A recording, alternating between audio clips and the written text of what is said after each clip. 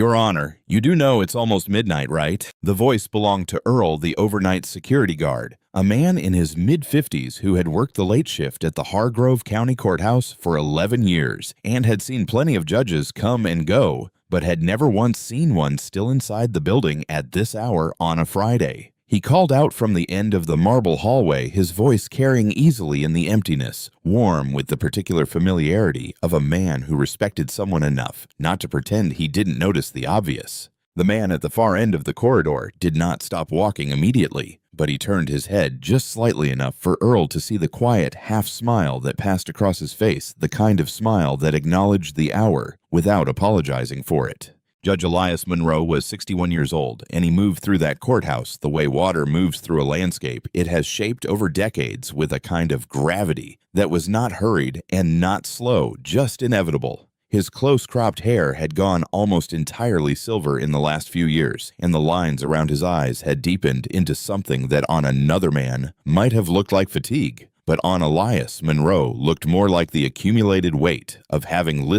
really listened to thousands of human beings tell the worst stories of their lives, and then having to decide what justice looked like in each case. He had been doing this for 28 years. His bones knew it. He locked his chamber door with the particular click of a heavy oak door that had been clicking shut behind him for nearly 3 decades, the sound traveling down the hallway like a quiet punctuation mark at the end of a very long sentence. Under his left arm, tucked carefully inside a black waterproof garment bag, was something he was taking home to be dry cleaned before next Thursday's swearing-in ceremony. But neither Earl nor anyone else in the building knew what was inside the bag, and Elias saw no reason to explain. He paused for just a moment at a framed photograph mounted on the wall near the staircase, a photograph taken 28 years ago, showing a younger version of himself hand-raised, surrounded by people in that high-ceilinged room who had not looked very much like him at all. He did not linger. He simply looked the way a man looks at something he has already made peace with, and kept walking.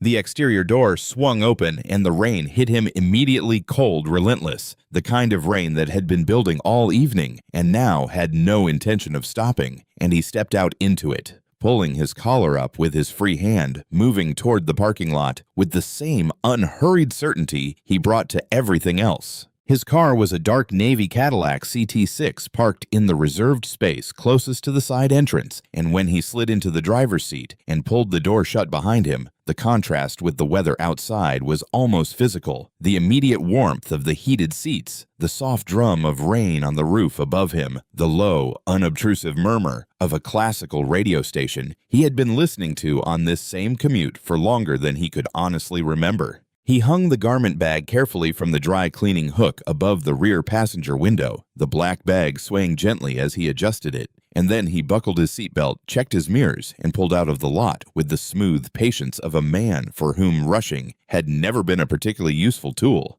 Cedar Brook Estates was about 20 minutes from downtown, a quiet pocket of the county where the lawns were wide and the streetlights were the older amber kind that turned the wet pavement into something that almost looked like copper. Elias had lived there for 16 years. He had bought the house the year after his daughter finished college in a neighborhood where the property values were high and the streets were quiet, and he had earned every square foot of it through decades of work that had started long before anyone called him Your Honor. He drove at exactly the speed limit, not from excessive caution, but from a discipline so deeply ingrained it had stopped being a choice and become simply the way he drove, the way a man who had spent his career inside the machinery of the law eventually learns to move through the world, carefully, deliberately, making no unnecessary movements. The rain came harder as he merged onto the main road leading toward the suburbs, and he turned the wiper speed up 1 notch, and the radio played something slow and intricate that he did not name but recognized in the way you recognize an old friend's handwriting. A red light stopped him at the corner of Fenwick and Oak. He sat in the silence and the warmth and watched the rain streak down the windshield, and then the light turned green and he drove on into the dark. The police lights came without any warning at all.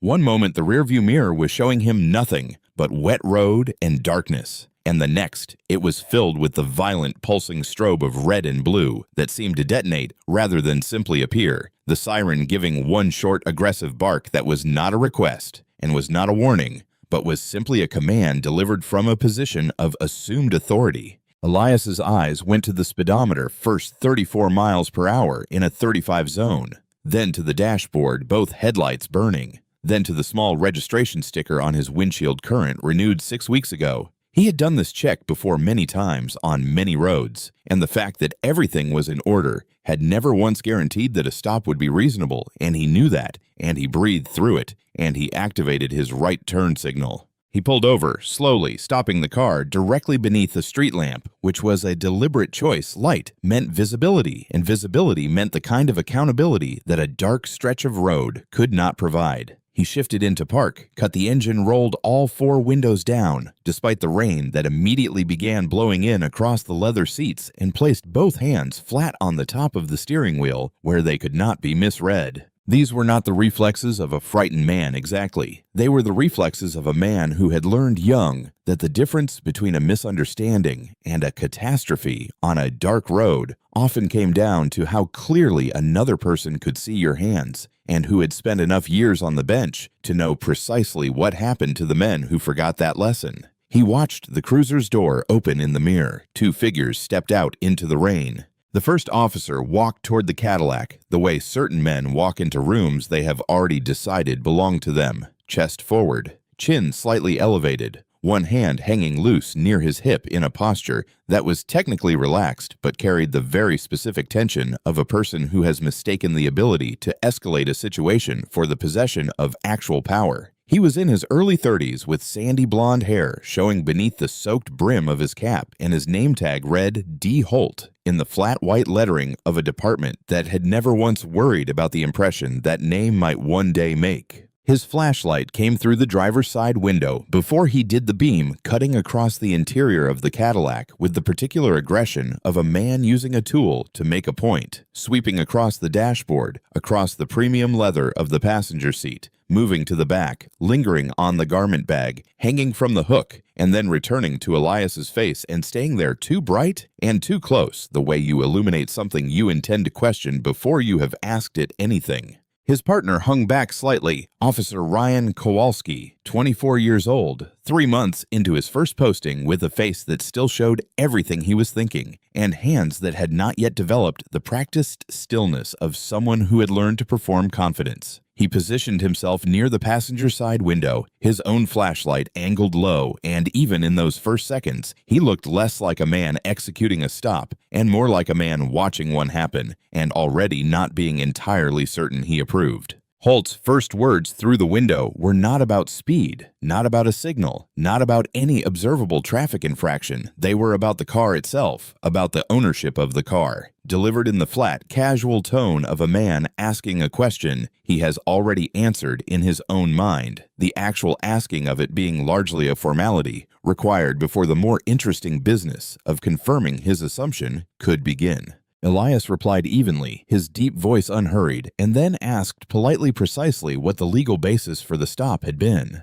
The question landed on Holt like a lit match dropped into a room that smelled faintly of something flammable. Holt asked for the license and registration, and Elias provided both his movements slow and announced in advance, hands always returning to visibility after each reach. Right hand to the breast pocket, left to the glove compartment, every motion telegraphed in the deliberate way of a man who understands that the space between a reaching hand and a wrong assumption can be measured in fractions of a second, and occasionally in much worse things than that. Holt took the documents and held them under his flashlight, reading the name printed on the license, Elias Monroe.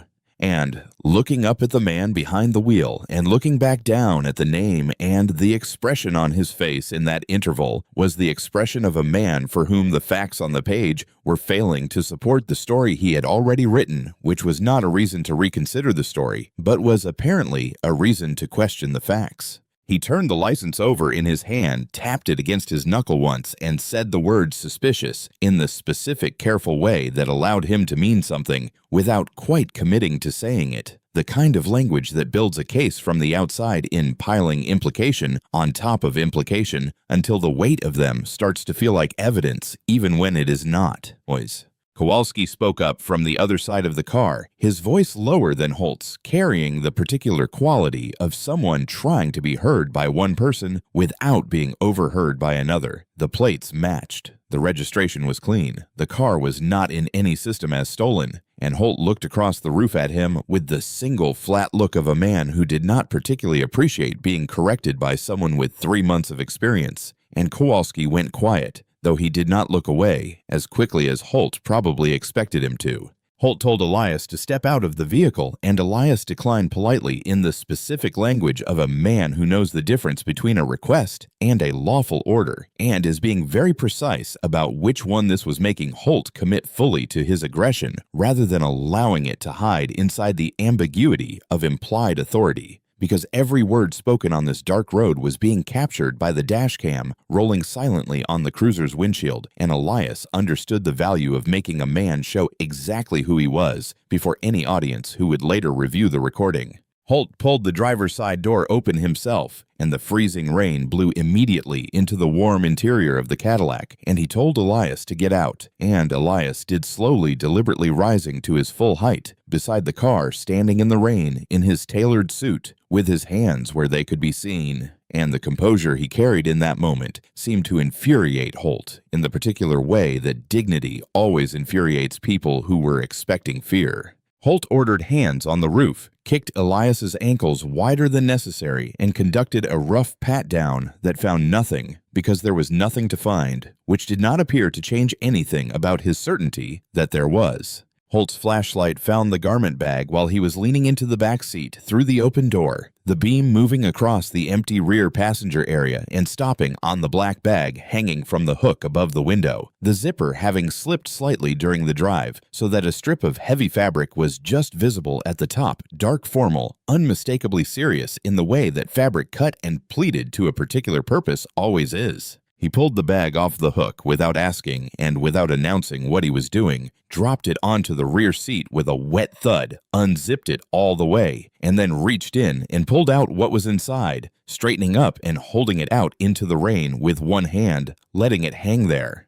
It was a judicial robe, heavy black fabric, wide bell sleeves, deep pleats that had been pressed with care and were now catching the rain, the kind of garment that exists for one specific purpose in one specific place and carries the weight of that purpose in every thread. And Holt held it up and looked at it, and then turned to show it to Kowalski with an expression of theatrical contempt that was designed to perform certainty for an audience of one. He called it a costume, not once addressing Elias directly but loudly addressed to Kowalski over the roof of the car in the tone of a man sharing a joke at the expense of someone standing close enough to hear every word. And Kowalski did not laugh, did not nod, did not give Holt the audience response he was expecting, just stood on his side of the car in the rain with his flashlight angled at the ground, and his jaw set in the particular way of a young man trying to find the line between loyalty and something he could not yet quite name. Then Holt dropped the robe, not threw it, not placed it, dropped it with the casual indifference of a man discarding something he has already decided has no value, and it landed on the wet shoulder of the road beside the car, the heavy fabric hitting the shallow puddle that had formed along the asphalt edge and absorbing the dark water immediately, the pleats going limp, the wide sleeves spreading across the wet gravel and leaves. Elias looked at the robe on the ground and said nothing. His stillness in that moment was total, not the stillness of shock or of fear or of a man calculating his next move, but the stillness of someone who has decided in a place so deep and so settled that it requires no conscious reinforcement that he will not give this man the reaction he is looking for. Not tonight, not here, not in the rain on the side of a road where no one but a rolling dash cam is watching. And that decision, that absolute unperformed composure, seemed to do something to the air around Holt that all the resistance in the world could not have done, because Holt had no script, for this had no practiced response for a man who simply looked at the worst thing being done to him and did not flinch. Kowalski stared at the robe in the puddle for a moment longer than Holt noticed. Then he looked away. Then he looked back. Inside the collar, where the fabric had folded back against the wet ground, a small brass nameplate was briefly visible, engraved formal, the kind of detail that is added to something not for decoration, but because the thing it belongs to matters enough to be identified, and the rain covered it before either officer saw it, and neither of them thought to look. Holt told Elias he was under arrest, stolen vehicle possession of stolen property, resisting a lawful order, 3 charges assembled not from evidence but from the architecture of a conclusion that had been reached before the cruiser's door had even opened, and he said them with the particular confidence of a man who has never had to explain his reasoning to anyone who was in a position to push back. The handcuffs went on tight, too tight, ratcheted to their furthest point, in a way that was not about securing a suspect, but about making a point. And Elias, the moment the metal bit into his wrist, turned his face toward the dash cam mounted on the cruiser's windshield, and stated the time aloud, then stated clearly and without emotion that the restraints had been applied to their maximum tightness, without cause, and that he was already experiencing loss of circulation in both hands. His voice carrying the flat precision of a man making a record, building something that would last longer than this road and this rain and this night.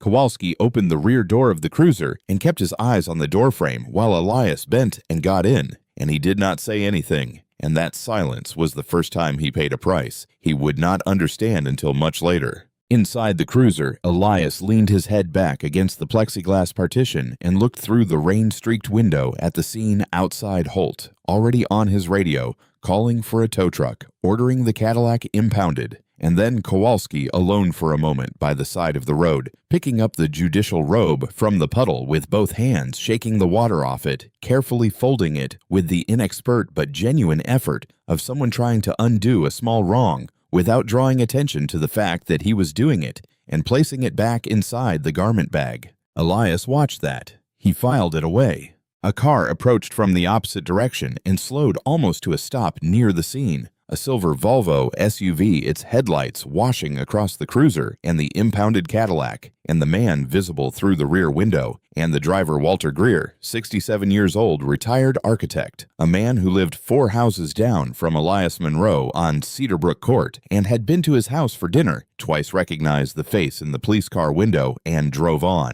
The taillights of the Volvo disappeared into the rain without stopping. The 9th Precinct at 20 minutes past 1 in the morning was the kind of place that had been designed, whether intentionally or through accumulated institutional habit, to make the people processed inside it feel as small and manageable as possible. The fluorescent lights overhead were the cold white kind that flattened everything they touched. The linoleum floor had been worn to a dull shine near the booking desk from 20 years of shoes moving back and forth across it in the same patterns, and the smell was a layered thing, burnt coffee underneath, an industrial cleaning solution above that, and underneath both of them, something older and harder to name, the smell of a place where people spent long hours in states of high distress. Holt brought Elias through the heavy double doors with one hand on the chain of the handcuffs, and the officers present in the bullpen looked up in the involuntary way people do when a door opens at that hour, and then they looked at the man being brought in, the soaked tailored suit, the silver hair, the posture that had not changed by a single degree since the roadside, and 1 or 2 of them looked back down at their desks with the specific kind of quickly averted attention that means something has registered that they are not yet sure what to do with.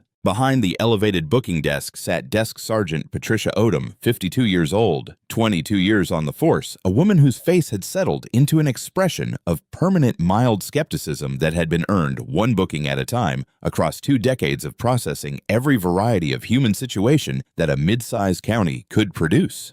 She was looking at her monitor when they came in, finished whatever she was reading, and then looked up with the slow, evaluating attention of a woman who had developed over many years a very reliable instinct for when something in front of her did not add up. She looked at Holt. She looked at Elias. She looked at Kowalski, who was trailing behind, carrying the garment bag with both hands and looking like a man attending a funeral he had helped arrange. Holt presented his case: stolen Cadillac, sophisticated fake ID, suspicious garment found in the vehicle, and his tone carried the energy of a man expecting to be congratulated, and Odom listened to it with the expression of someone counting the inconsistencies in a story they are being told by a person who does not realize they are being counted. Elias turned his face toward the security camera mounted in the upper corner of the room, making sure the lens had a clear view of his face.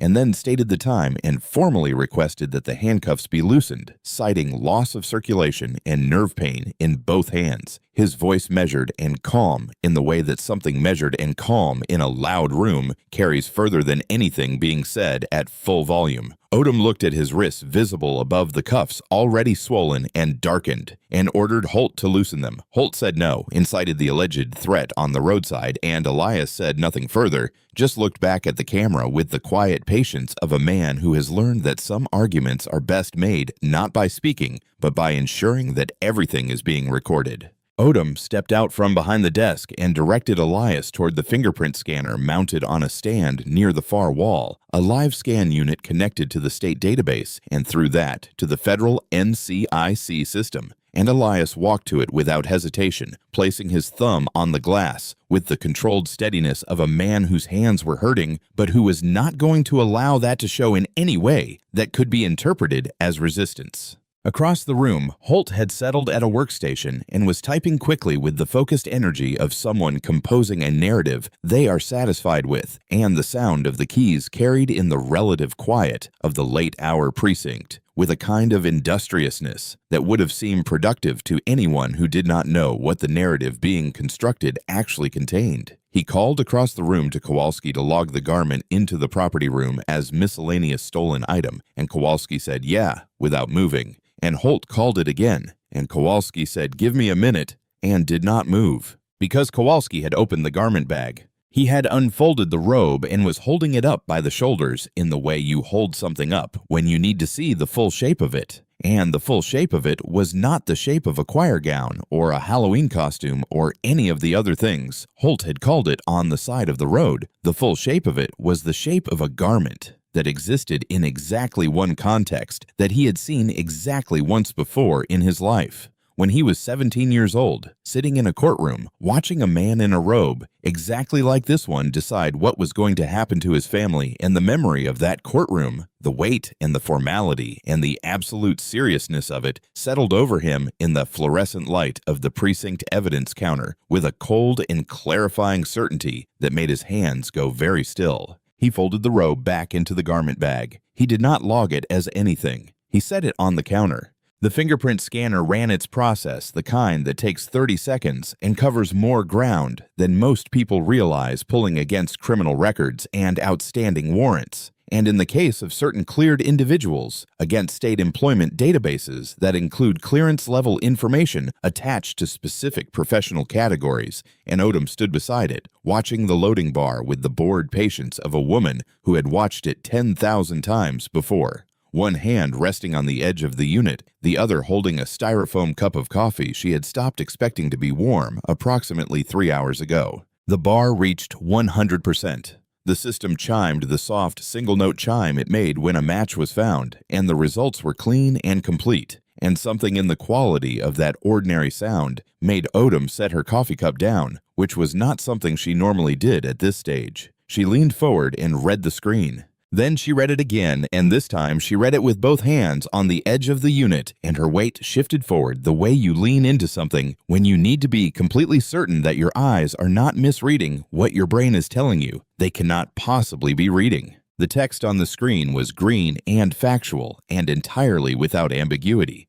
0 criminal history, state government, employee, judicial Tier 1 clearance title listed as Superior Court Judge of the 4th District, and at the bottom of the record in the specific formatting reserved for individuals whose professional status required special handling, a notation that read, "Do not detain without warrant verified official." Odom did not speak immediately. She stood with both hands on the scanner unit and looked at the screen, and then looked up at the man standing 4 feet away from her with the swollen, discolored wrists and the soaked tailored suit and the expression of a man who had been entirely unsurprised by the chime and was now waiting with the patience of someone who had been waiting for a specific moment for the past hour and a half for everything that was going to happen next. She looked at the garment bag on the evidence counter. She looked across the bullpen at Holt still typing at his workstation with the absorbed focus of someone who has not yet realized that the ground has shifted beneath them, who is still composing a story that has already been contradicted by a database and a brass nameplate,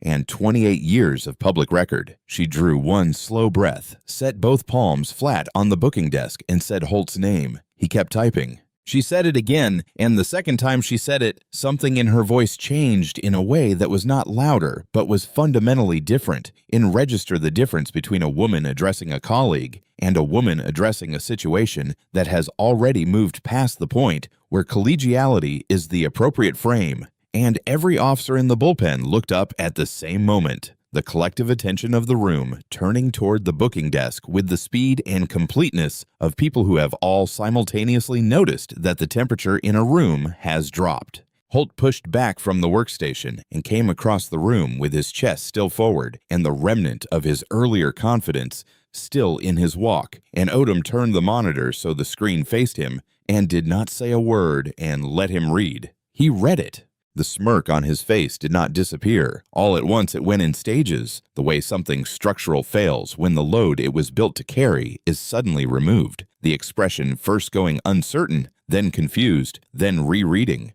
then going through the particular sequence of expressions that a person's face goes through when the story they have been telling themselves crashes into a fact they cannot revise.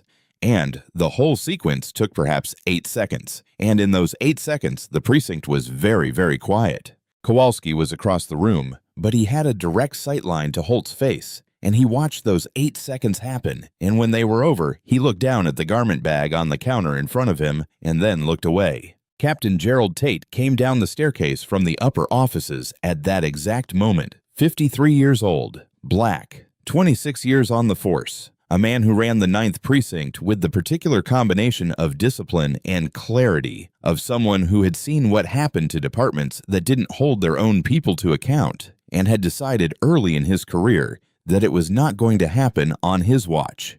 And he came down the stairs and took in the scene in the single efficient sweep of a man who has been reading rooms for a very long time. He saw the wet, silver-haired black man in the expensive, ruined suit with the bruised wrists. He saw Holt's face. He saw the garment bag on the evidence counter.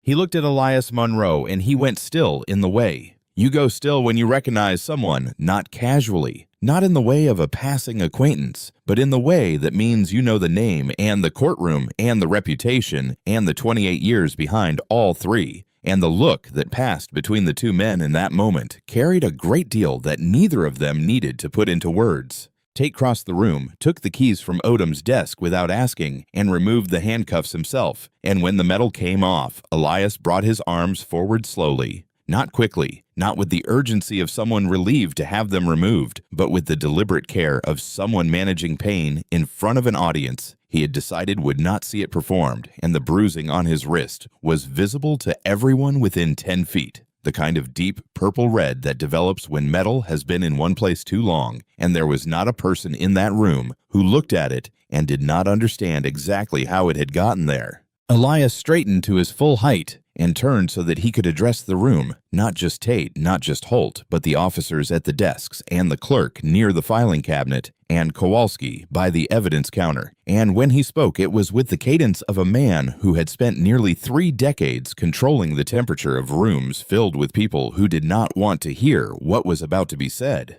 He did not identify himself. The screen had done that, and the brass nameplate inside the robe had done that, and the 28 years of public record had done that, and he was not interested in performing his credentials for anyone who had already had access to all of them. He spoke about what had happened on the road in the specific factual sequence of a man making a statement for the record, not editorializing, not adjective heavy, just the clean sequence of events. The stop, the license presented, the declaration of forgery, the door opened, the pat-down, the robe removed from the vehicle and dropped onto the wet road and called a costume, the handcuffs applied to their maximum tightness in response to a legally expressed question about the basis of the detention. He said what he required photographic documentation of the injuries to his wrists before another hour passed all dashcam and body camera footage from the stop secured immediately and copied directly to Internal Affairs and the District Attorney's Office and a written incident report filed tonight.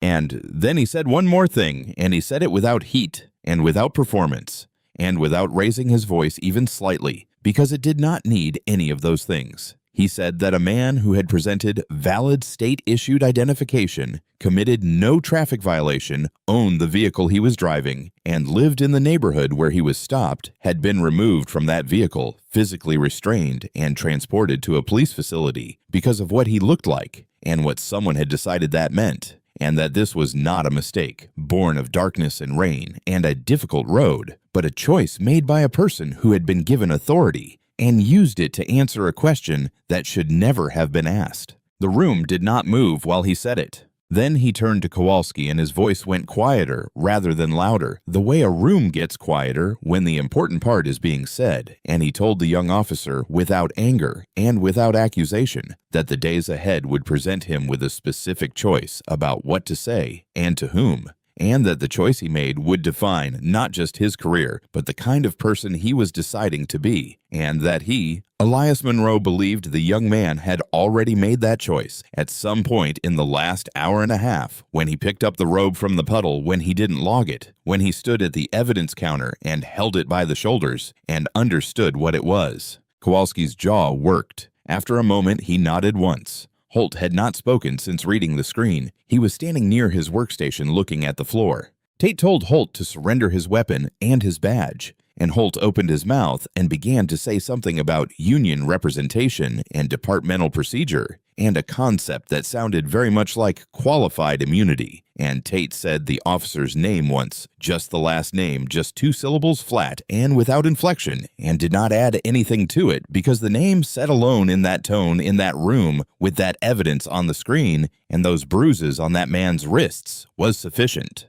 Holt unclipped his badge. It landed on the booking desk with a sound that was not dramatic, not a crash, not a clang, just a small, dull, metallic sound. The sound of a thing losing its context, and in the silence of the precinct. At that hour, it carried further than it should have. He removed the gun from the holster with shaking hands, cleared it, and set it on the desk beside the badge, and then he stepped back, and he looked like a man who has been very loud in a room for a long time, and has just been shown that the room was larger than he realized and contained people who had been listening to everything. Elias watched the disarming with the detached attention of a man observing a procedural step being correctly executed, and then he walked to the evidence counter, picked up the garment bag, and opened the top to check the robe. Inside, it was damp and creased from being handled badly, but the fabric was intact and the brass nameplate inside the collar was unbroken, and he folded the top of the bag closed with both hands carefully, the way you close something you intend to use again.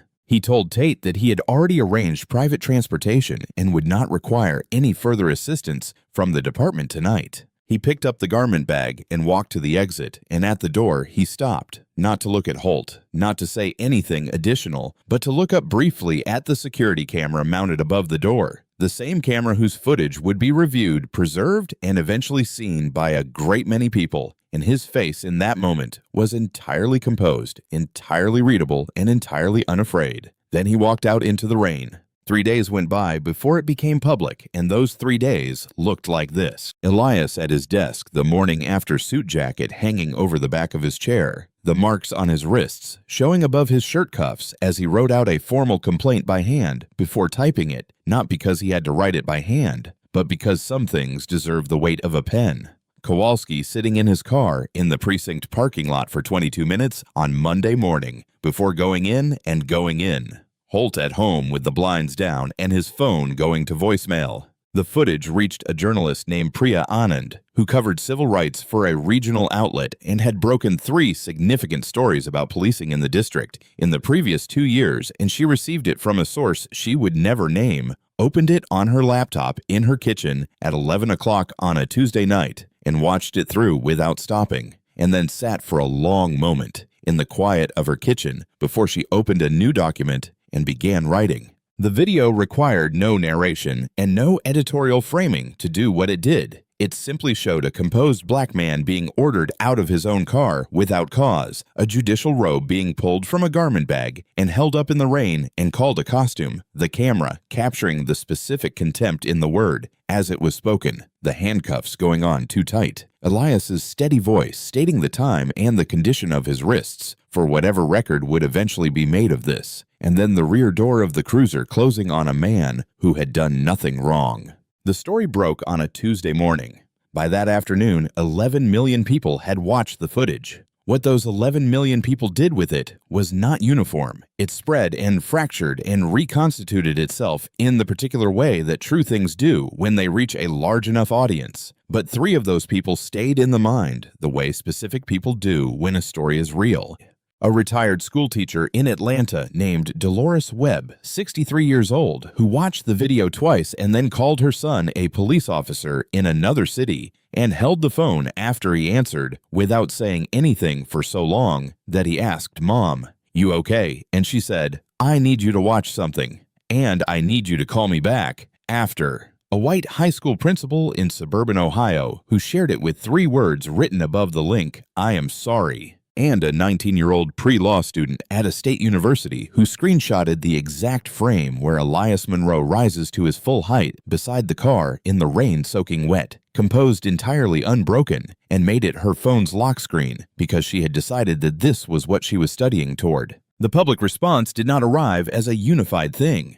It arrived as a fault line cracking along the exact seams that fault lines in this country always follow, and the voices on both sides of it were real people saying real things that they meant, which made it harder and more important to hear than the clean, simplified version of a national argument usually allows. There were voices that said the road had been dark and the hour had been late, and a police officer working a late shift in a high-crime adjacent area could be forgiven for making a judgment call under difficult conditions. And those voices were not entirely wrong about the conditions, even if they were entirely wrong about the call. And they existed in the conversation because they exist in the country, and pretending otherwise would not make them less true. And there were other voices, quieter. Voices, older voices, voices that carried the specific exhaustion of people who had been stopped on dark roads and had not been judges and had not had 28 years of professional record attached to their fingerprints and had not walked out of the precinct that night. And what those voices said was not exactly anger, or not only anger, but something that had been sitting underneath the anger for a very long time and had finally found a surface to rest on.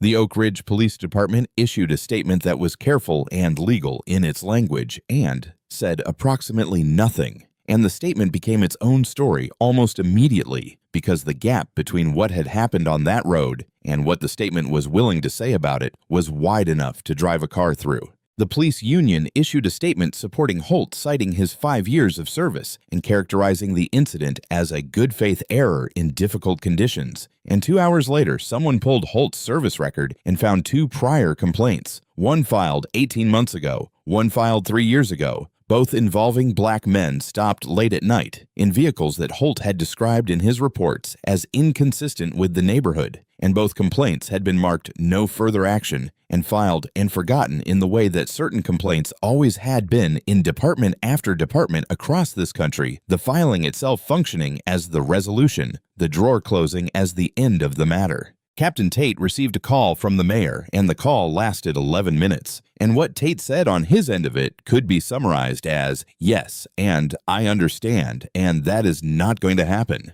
And somewhere in the suburb of Cedar Brook Estates, in a house 4 doors down from Elias Monroe, Walter Greer sat in his living room on a Tuesday evening with his laptop open and the video on the screen, watching it through for the 3rd time, the cursor hovering over the pause button without clicking it. And then he closed the laptop and sat for a long time in the quiet of his living room before he got up and went to find his coat.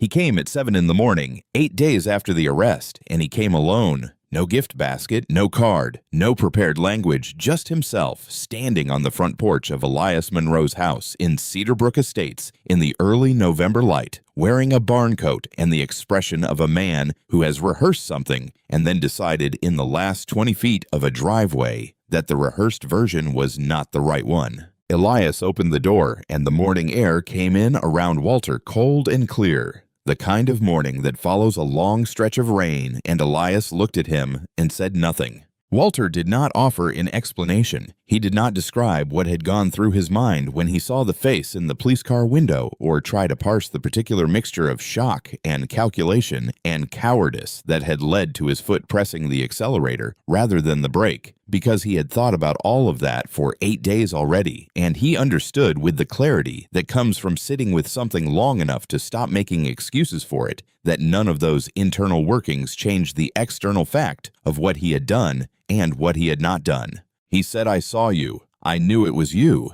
And I kept driving." The silence between them after that was not hostile, and it was not warm. It was the particular silence of two men standing in the exact truth of something that had happened between them without either of them trying to make it into something more manageable or more comfortable than it was. Elias did not say that it was all right, because it was not, and he was not a man who said things that were not true. He did not close the door. He did not invite Walter in. He stood in the doorway and held Walter's eyes for a long moment, long enough for something to be communicated that did not have a name, but that both men understood. And then he stepped back slightly, and Walter turned and walked back down the front path toward the street. Elias watched him reach the sidewalk and turn left and disappear past the edge of the fence. Then he closed the door quietly and went inside and went back to his life. The termination notice for Officer Derek Holt was 3 sentences long, formal procedural stripped of anything that could be called language, and it was signed by the chief of police on a Thursday morning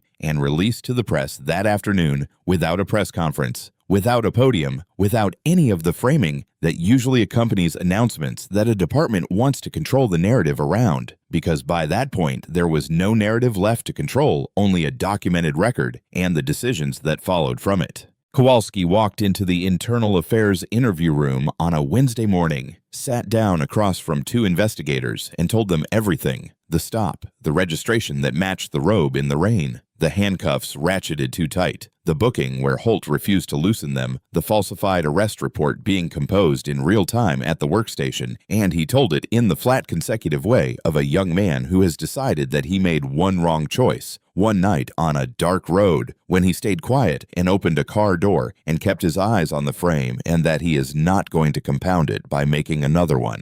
A grand jury convened 3 weeks after the video broke, and Holt was indicted on 2 felony counts: deprivation of rights under color of law and aggravated assault charges that carried the weight of federal prosecution and the very real possibility of years in a facility not dissimilar to the ones he had processed people into throughout a 5-year career. The federal complaint that Elias had filed did not seek $1 in personal damages, a fact that confused some people and struck others as the most precise expression of what the whole matter had actually been about. He wanted consent, decrees mandatory and court-supervised third-party auditing of all traffic stops in the district for 3 years, bias training rebuilt from scratch by an independent body, and Holt's permanent decertification, the removal of his legal standing to serve as a police officer anywhere in the state permanently, so that the pattern documented in those 2 prior complaints, the ones marked "no further action" and filed away and forgotten, could not simply move to another county and begin again.